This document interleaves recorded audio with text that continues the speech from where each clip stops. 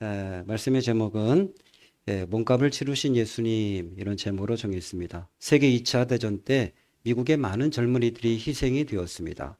병력을 부족하다 보니까 각 지방에서 시골에 있는 젊은이들을 도시로 불러올려서 기차를 태워서 밤에 훈련소로 이동을 시켰습니다.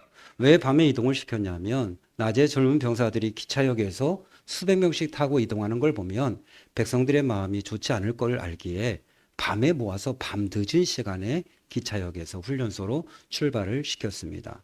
워싱턴에 있는 유니온 역이라는 곳에서도 매일마다 수백 명씩의 젊은 병사들을 모아서 밤 늦은 시간에 훈련소로 출발을 시켰습니다.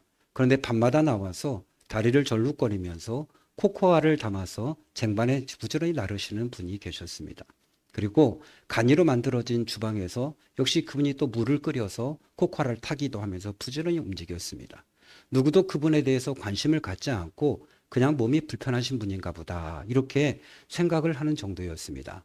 그러는 중에 한 진직병이 가만히 그분 얼굴을 살펴보더니 질문을 했습니다. 혹시 루즈벨트 카카안이십니까? 깜짝 놀랐습니다. 주변에 있는 진직병들도 신병들도 깜짝 놀랐습니다. 그분이 바로 현직 대통령이었던 것입니다. 그 소식이 금방 퍼지게 되었고 그 코코아를 받아든 병사들은 다 함께 눈물을 흘리며 사기가 충천했다라고 하는 전설 같은 이야기가 전해져 내려옵니다. 대통령으로서 마땅하게 해줄 것이 무엇일까? 그는 고민했을 것이고 그는 전쟁터에 나가기 전에 자기의 소중한 젊은이들에게 코코아 한 잔을 대접하겠다는 마음으로 그들을 섬겼던 것이죠. 물론 얼마든지 밑에 사람들에게 코코아 나눠줘라, 커피 나눠줘라, 비스켓 나눠줘라 할 수 있지만 그 밑에 있는 사람이 전해줬던 코코아 한 잔과 대통령의 손수 불편한 다리를 끌고 그 제대로 걸음걸이를 굉장히 어려워하시고 휠체어를 타고 다녔던 분인데 이분께서 직접 그 쩔룩거린 다리를 가지고 병사들에게 한 명 한 명에게 전해줬던 코코아 한 잔의 가치는 비교할 수 없게 되어지는 거죠. 저는 이 이야기를 듣고서 몇 번이나 코끝이 찡하고 눈물이 핑 돌았습니다. 아, 이것이 지도자구나. 이것이 힘 있는 자들이 가져야 될 자세구나. 우리에게 힘이 생겨지면 우리도 이렇게 섬겨야 되는 것이구나. 라는 것을 배우게 되었습니다. 사실 이 모습도 대단하지만 우리 예수님의 삶에 비하면 이분의 삶은 아주 작은 것에 불과한 거죠. 예수님 그분은 하나님이셨죠. 천지를 지으신 분이었죠. 그놈은 만왕의 왕이셨죠. 그런데 이 땅에 마구간으로 오셨죠. 그는 인자는 머리 둘 곳이 없다고 말씀하셨습니다. 그는 목수의 아들로 오셨죠. 그는 돌아가실 때도 그 옷 한 벌 없이 발가벗겨진 모습으로 십자가에 달려 돌아가셨고 마지막 절규는 엘리 엘리 라마 사막다니 하나님 하나님 왜 나를 버리셨습니까? 라는 절규 가운데 그는 돌아가실 수밖에 없었습니다. 이분이 오신 목적에 대해서 분명하게 오늘 말씀에 이야기하고 있습니다. 내가 온 것은 섬김을 받으려 한 것이 아니다. 내 목숨을 너희들에게 섬기려 하고 대속물로 그의 목숨값으로 주려 왔다. 이렇게 말씀을 하셨습니다. 저는 섬김이란 단어에 대해서 묵상하기 시작했습니다. 섬기는 게 뭘까? 섬김하고 비슷한 말이 또 하나 있는데 그건 봉사라고 하는 단어죠. 그런데 섬김과 봉사가 같이 쓰여지긴 합니다만 그러나 엄격하게 보면 조금 다른 의미를 가지고 있는 걸 보게 되어져요. 여러분 일반적으로 섬김 그러면 어떤 것이 연상되어지죠? 잘 대해주는 거, 후하게 대해주는 거, 그저 흡족하게 대접해 드리는 거, 이걸 우리가 섬김이라고 얘기하죠. 예, 맞습니다. 국어사전에 보니까 이렇게 돼 있어요. 신이나 윗사람을 잘 모시어 받들다. 이렇게 돼 있어요. 윗사람을 잘 받들어 모시다라는 거예요. 그러니까 원어에 보니까 섬김이라고 한 단어가 이것이 종이라고 한 동사에서 왔더라고요. 그러니까 섬기는 건 뭐냐? 섬기는 사람은 어떤 사람이냐? 종이다라고 하는 거예요. 종이 윗사람을 섬기는 거. 그러니까 우리가 누군가를 섬긴다 그렇게 이야기할 때는 내가 종이 되어서 그를 주인처럼 받드는 거. 이게 바로 섬김이라고 하는 단어였습니다. 아, 이렇게 섬김이 귀한 의미와 깊은 의미가 있구나라고 하는 것을 미처 몰랐죠. 섬김은 내가 종이 되는 거, 그게 섬김이구나. 그럼 봉사라고 하는 것은 무엇일까? 봉사를 현대적 의미로 해석해 놨더라고요. 도움이 필요한 사람에게 아무런 대가 없이 직접적인 서비스를 제공하는 활동. 이렇게 도움이 필요한 분에게 그에게 필요한 대로 도와주는 서비스. 이게 바로 조건을 바라지 않고 도와주는 거. 이걸 봉사다. 그렇게 이야기했습니다. 내가 있는 거, 내게 남아있는 거, 내가 할 수 있는 것을 통해서 어려운 사람들에게, 필요한 사람들에게 도움을 주는 게 그게 봉사고, 섬김은 내가 낮아져서 종이 되어서 그를 나의 주인처럼 받드는 것이 그게 섬김이라고 하는 것이죠. 여러분, 섬김이 큰가요? 봉사가 큰가요? 비교할 수 없는. 섬김은 나에게 있는 것을 가지고 대가 바라지 않고 그를 도와주는 것도 굉장히 크긴 합니다만, 그러나 섬김에 비하면 봉사는 아주 작다, 이렇게 이야기할 수 있습니다. 여러분, 부모님께 봉사합니까? 섬기는 것입니까? 섬기는 거죠. 여러분은 자녀들로 하여금 봉사를 받고 싶습니까? 섬김을 받고 싶습니까? 섬김을 받고 싶은 거죠. 봉사는 자식이 있는 시간, 자식이 남는 물질, 그거 가지고 부모님을 잘 대해주는 거예요. 도와주는 거예요. 서비스해 주는 거예요.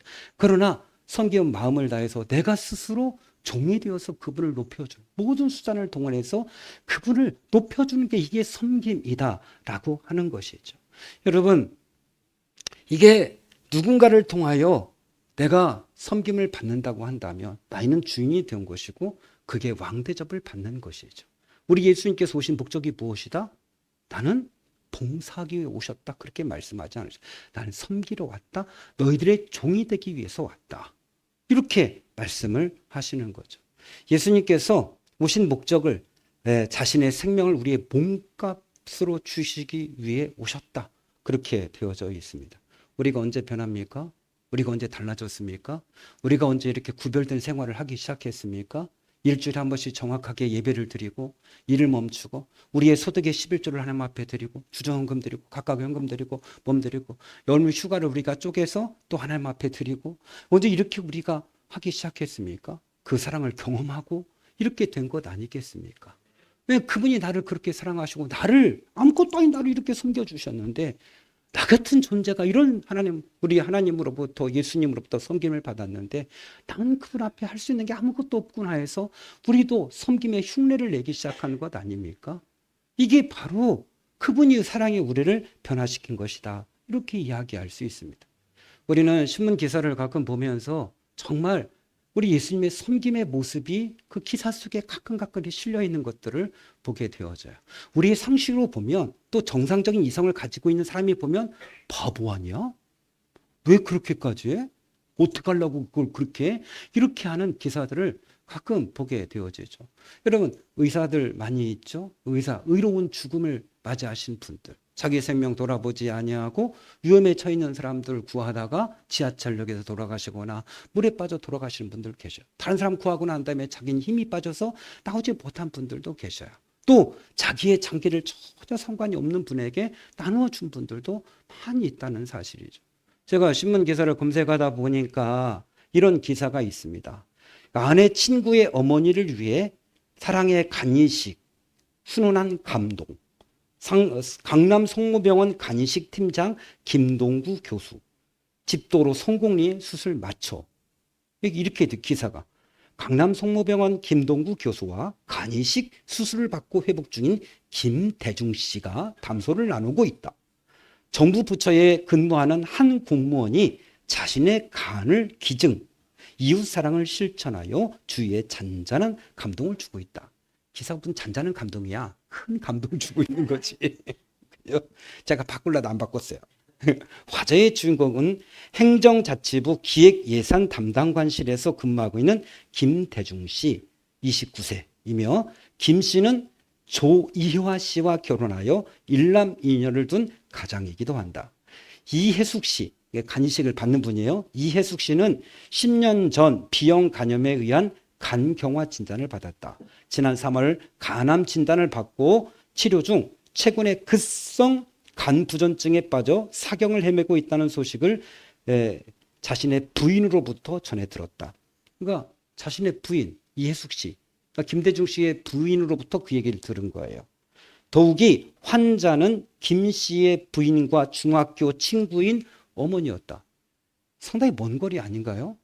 중학교 친구의 어머니, 이미 본인들은 다 커서 결혼해서 거의 일남일녀 아이까지 낳고 있는 상태예요.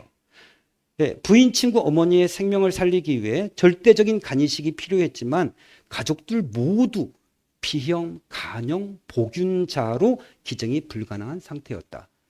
B형 간염 있으시면 간을 주실 수가 없어요. 여러 경로로 인터넷에 또 주변의 사람들에게 도움을 요청하였지만 기증자가 나오지 않았다. 생명의 위급함을 안타깝게 여긴 김 씨의 부인이 자신의 간을 기증할까 말까 갈등하는 차에 남편인 김대중 씨가 가족의 만류에도 불구하고 고심 끝에 부인 대신 자신의 간을 기증하기로 결정하고 정기 휴가를 받아 혈액 및 조직 검사 등 예비 검사를 실시해 간 기증이 가능하다는 통보를 받고 직장에서 병가를 내고 간이식 수술대에 올랐다.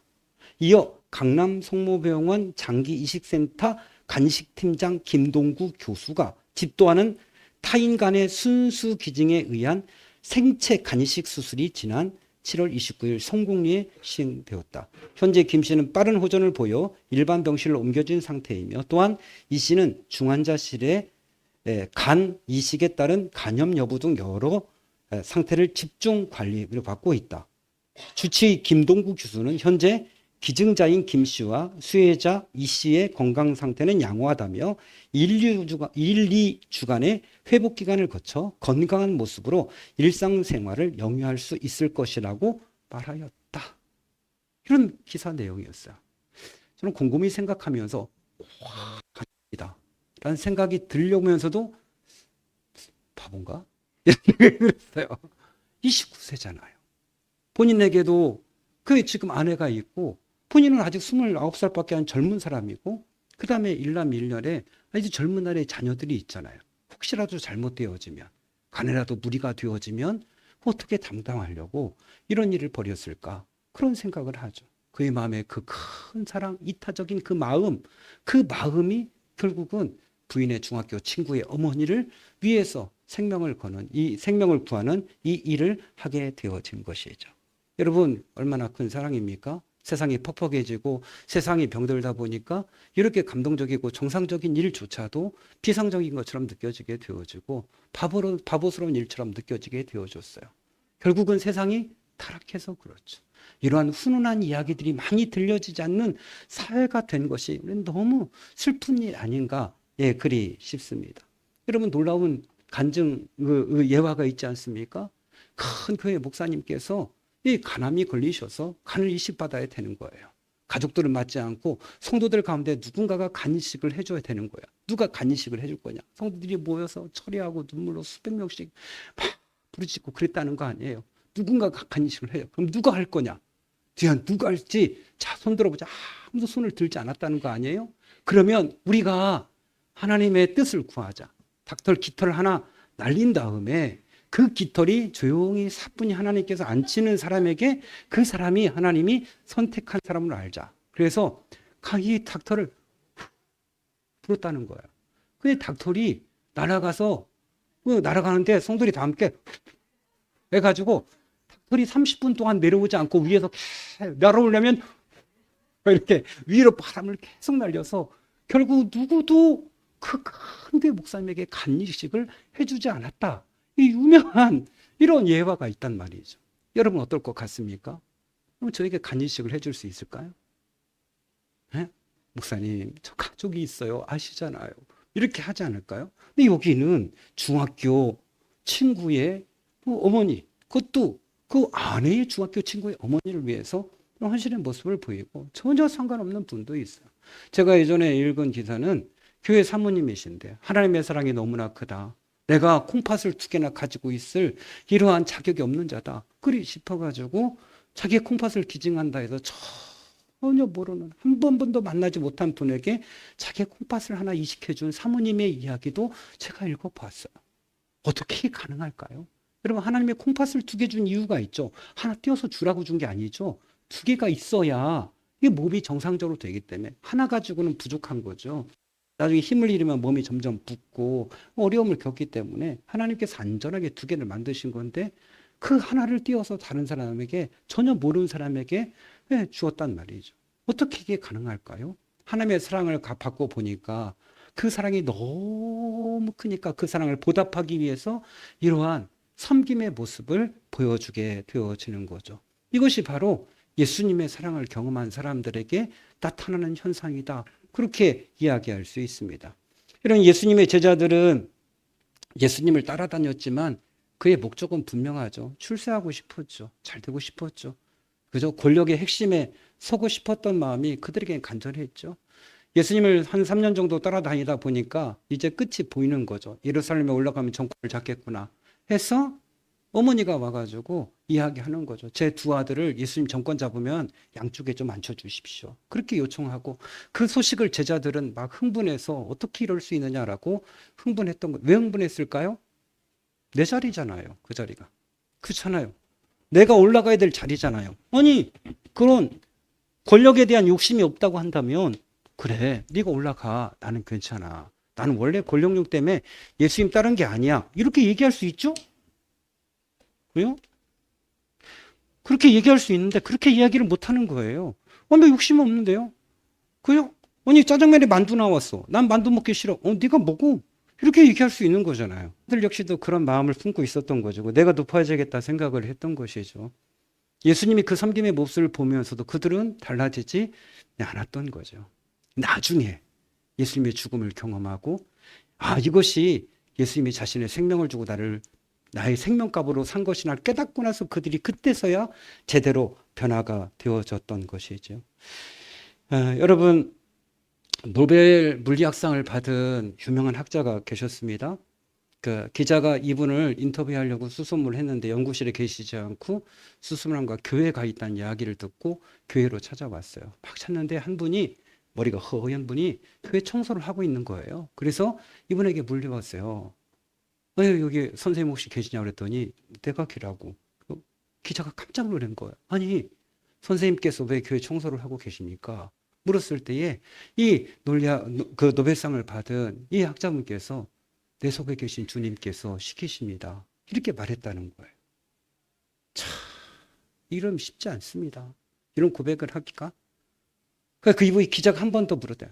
선생님 어떻게 물리학상까지 받을 수 있게 되었습니까? 그랬을 때에 이분이 한마디 돼. 내 속에 계신 주님께서 받게 하셨습니다. 이렇게 잠잠하게 얘기했다는 기자가 너무 큰 감동을 받았다라고 하는 것이죠. 그는 성공했지만 그는 유명해졌지만 변한 것이 없었어요. 그럼 우리가 유명한 지미 카터를 알고 있지 않습니까? 현재 대통령 때는 그는 굉장히 사람들로부터 욕을 많이 먹었던 분이에요.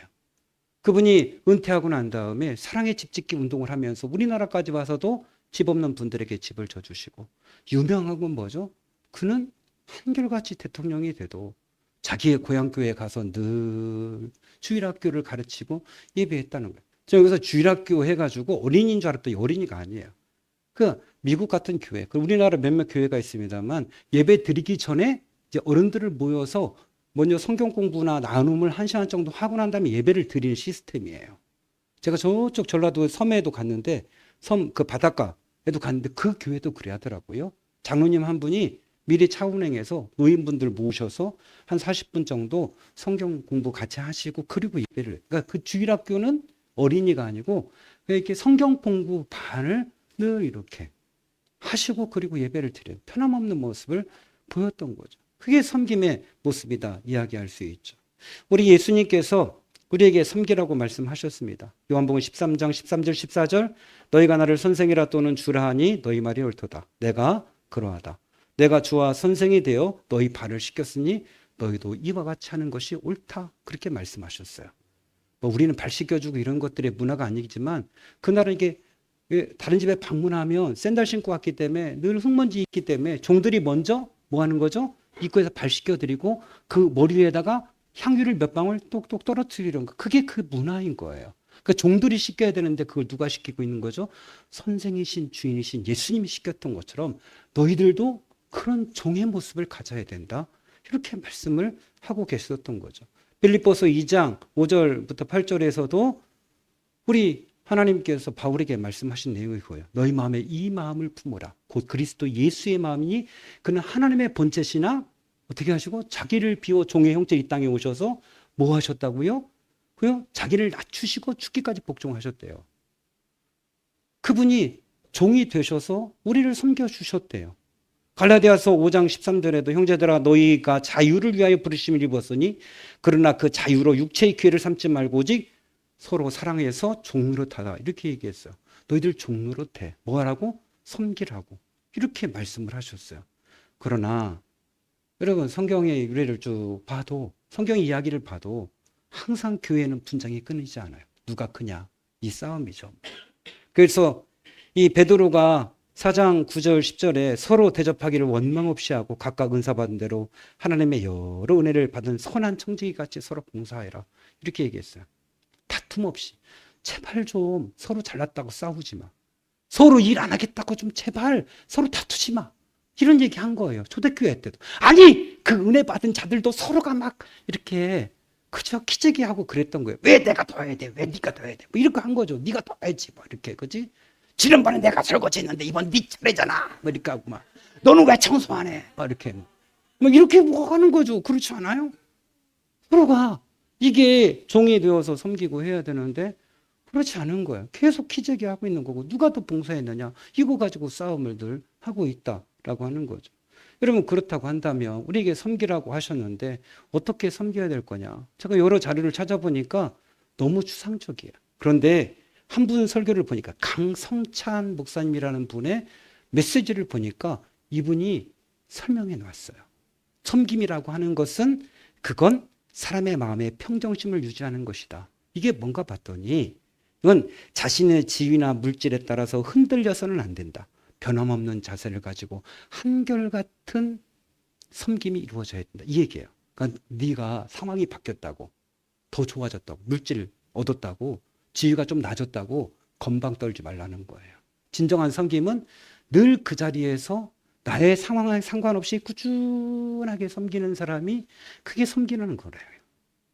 우리는 조금 그죠? 제가 늘 말하잖아요. 여러분 11조 10만 원짜리가 있고 100만 원짜리가 1000만 원짜리가 있어요. 뭐냐면 11조 10만 원 할 때는 교회에서 목소리를 안 높여. 한 40만 원 50만 원 하면 목소리를 높여. 아, 교회에서 이런 것도 안 해줘? 이렇게 나와. 이 새끼는 뭐지 이거? 재물로 들어온 걸 누가 줬는데? 한 100만 원 정도 하면 이거 봐라 이거. 내가 한 헌금 다 어디다 썼어? 이렇게 나와. 내가 지난번에 이게 한 달에 100만 원씩이나 하면 교회가 이게 뭐 나오는 좀 반찬이 달라져야 되는 거 아니야? 이렇게 나와.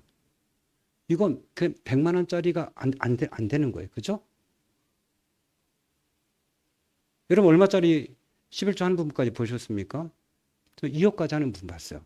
이분은 말이 없어요. 그냥 2억이면 네가 사 먹어. 그지? 불편하면 네가 해. 2억 받으면 20억씩 버는데 그분은 그런 아무 말도 안 해요. 그냥 그릇이 되는 거죠. 그릇이. 그러니까 조금 이렇게 뭔가 교회한테 더 한다고 생각해서 굉장히 거만해지고 교만.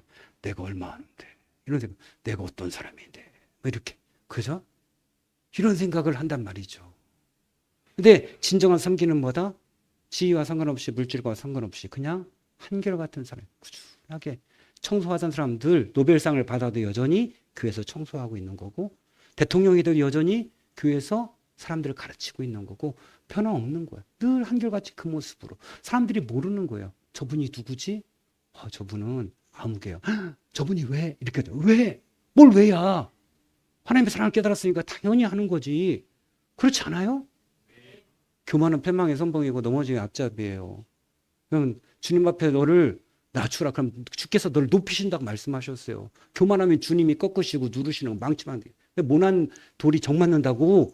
그죠? 결국은 하나님이 그거 깨트리신다고요. 결국은. 그래서 한결같은 일이 필요하다. 이런 얘기예요. 예전에 내가 어렵고 힘들었을 때 봉사했으면 그 모습으로 가는 거죠. 그 모습으로 똑같이. 예배드릴 때 똑같이. 정말 어려울 때 맨 앞에서 쭉 예배드렸다가 조금 더 나아지면 점점점 뒤로 물러나가지고 왜요? 나중에는 눈 감고 저는 잊을 수 없어요. 옛날 성결교회에서 성가대 때 교사였는데 성가대가 이렇게 단으로 돼 있잖아요. 앞에 예전에는 그죠? 앞에 이렇게 계단식으로 돼 있어서 3단으로 돼 있어요. 맨 뒤는 이게 사람들이 그만큼 앉아있으면 그만큼 위에 있는 거예요. 다 보여요. 맨 뒤에서 이렇게 하고 항상 아주 목에 기부스를 한 놈이 있었어요. 아주. 볼 때마다 목사님 보다 이렇게 보면 은혜가 안 되는 거예요. 하고 처음부터 끝까지. 왜 거기 앉아 있을까요?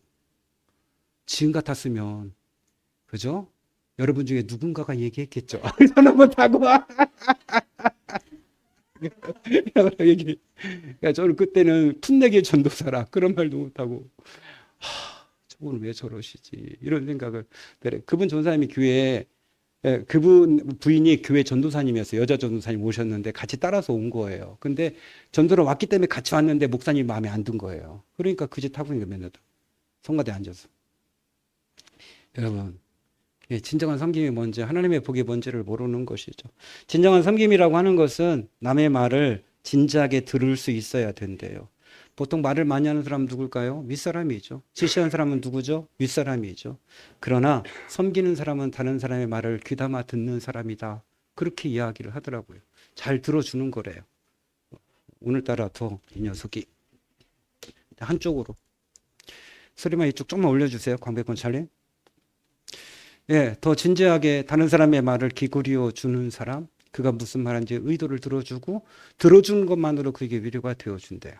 세 번째, 진정한 섬김이라고 하는 것은 기쁘게 웃어줄 수 있는 사람이다. 그렇게 얘기해서 환한 미소, 환한 웃음 속에 상대를 배려하고 상대에게 자신감을 주고 상대의 마음을 살아나게 만들어준다. 그래서 그에게 잔잔하게 웃음을 주고 작은 손짓 하나, 이 한마디, 이것들이 그를 행복하게 만들어준대요. 그러니까 우리가 섬김 막 그렇게 하지 말고 그냥 그를 진지하게 받아주고 들어주고 그 다음에 그에게 미소 보내주고 격려해주고 이게 진정한 섬김이라는 거예요. 그 다음에 하나는 더는 섬김이라는 함께 그냥 같이 있어주는 거래요. 같이 시간을 보내주고 하는 것이 진정한 섬김이래요. 너무 쉬워요. 뭐 내 목숨을 주고 간을 막 잘라주고 콩팥 띄고 그렇게 하지 않더라도 그를 진정 있는 그대로 받아주고 사랑해주는 거 이게 진정한 섬김이다 그리 싶어요. 결혼을 맺으려고 그래요. 여러분 제가 요즘 닭알 얘기를 하도 많이 해서 지겹겠지만 제가 알을 못 먹은 지 몇 개월이 지났죠. 어느 날부터 닭알이 냄새가 나고 비린내가 나고 그러면서 가끔 먹으면 욱 하면서 속에서 막 올라오려고 막 물을 정신을 먹거나 매운 김치를 막 먹어서 막 가라앉히거나 이래서 닭알은 비린 것이다. 그렇게 생각했는데 검색을 하다 보니 그건 4번 닭알을 먹어서 그렇다. 닭이 스트레스를 받아서 나면 비리다. 사람도 스트레스 받으면 똥을 싸면 똥이 비리다. 뭐 이런 막 이야기가 나오고 그래서 그러면 1번 닭알이나 2번 닭알을 자연 방사하거나 평사에서 기른 닭을 먹어야겠다 생각하고 구하려고 하니까 이게 쉽지 않았어요. 믿을 수도 없고. 그래서 드디어 이제 수소문해서 이런 이야기를 친구 목사에게 했더니 친구 목사님의 선배가 농장을 어마어마하게 크게 하신 분이 닭을 주겠다. 그래서 닭을 암탉 30마리, 수탉 2마리, 32마리를 가지고 왔어요. 그리고 닭알을 낳기 시작했어요. 오자마자 하루에 10개 정도씩 나요. 근데 먹어보니 전혀 냄새가 안 나요.